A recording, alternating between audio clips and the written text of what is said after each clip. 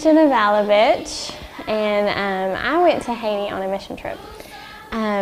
It's funny how it worked out. I actually was going down there to do medical work because I'm a nurse, and I was going to go and work in the clinic. But when I get down there, like, I learned that you just don't have expectations for God because He's going to change your plans. Guys, I'm here in Backwoods, Haiti. Backwoods. We're on a little journey. It's been really nice. I forsook the medical team and joined up with the cool kids. Hey! We're the cool kids. These are my besties. Doing pretty good, enjoying the life. The view is absolutely beautiful here.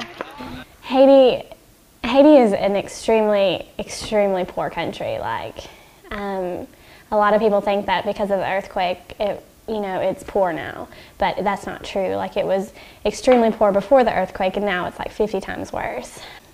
It's so poor, and there's trash everywhere, and broken down buildings everywhere, and tents everywhere.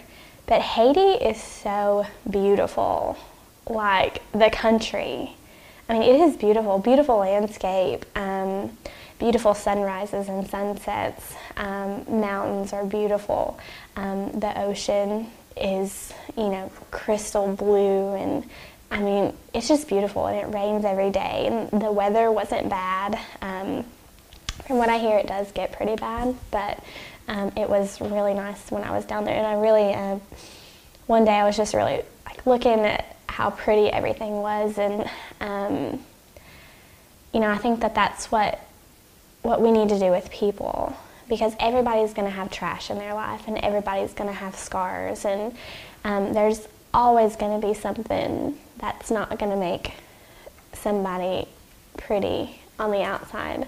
But once you peel that away and, look past all the junk in their lives, you can really see, the true beauty. I met another couple, Oscar and Christine. They had an orphanage in a village outside of TTN, and they had an orphanage. They have an orphanage, and it had about 20 kids in it, and that's a lot. And they all went to school, and it was actually very clean. That was one of the first things that we saw. It was very clean, and the kids were so well behaved, which was a treat, because every other kid they grabbing all your stuff, and they're just like, Kerr.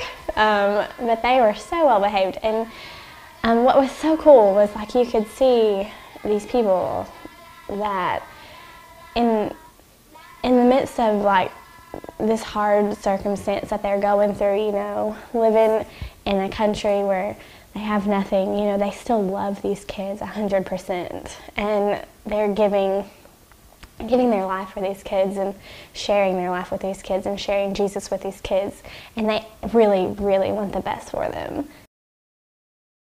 And we had this parachute. I don't know if you have ever done this, but I was deprived as a child. I have never taken a big parachute and bounced stuff on it, and it was the most amazing thing ever. And so of course they're gonna think it's awesome, because I'm like, dude, this is sweet.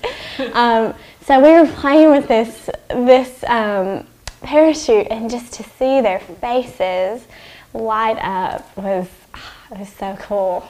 It was so cool.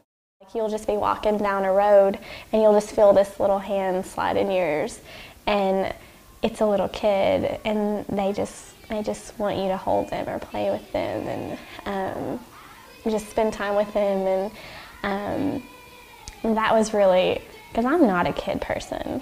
If anybody knows me, I do well to do with students, and so holding little kids, and some of them had no shoes, no clothes. They had, the stereotypical third world country, naked, swollen bellies, and your heart just goes out to them, and you just want to love them in any way you can.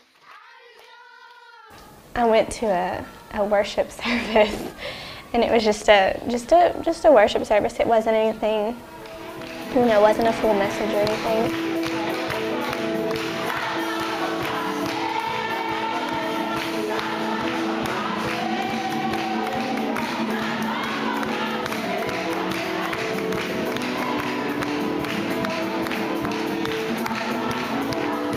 just, I know I've said it a million times, but I mean, these people have nothing, and they worship God with reckless abandon, and it is just, I don't know, I'm crying. It's so cool. It was just, so cool. As far as like in my own quiet times, I really did learn about like believing in God, like believing, that He is real. I was reading, actually, one day I was reading The Christian Atheist, that book by Craig Rochelle, and that was just the chapter that I was on, was like actually believing in God and believing that He, can change your situations and your circumstances that you're in, and like believing that He's in control of everything. And so just like actually like, putting the foot to the ground and saying this is real, and living out your faith in whatever way that is possible, whether it's loving people, whether it's telling people about Christ, whether it's being a good example to whoever you've been in contact with. Just being a legit Christian is just what it comes down to, not being fake, just being real. So I really learned to love people and just to be happy. Like I'm a pretty happy person. Like I'm happy all the time. Sometimes, well, yeah, I'm happy, but just to like really be happy. We're alive. If Jenna Valovich learned to be happier, then that's a good trip. I know. People tell me all the time, they're like, you were just so happy, and I really felt like I was lacking joy when I was there. And so to really learn to just be joyful and to be happy that you're alive, because we're alive. I mean, that's enough.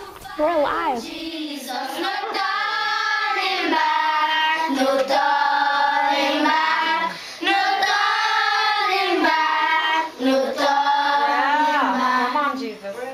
The sea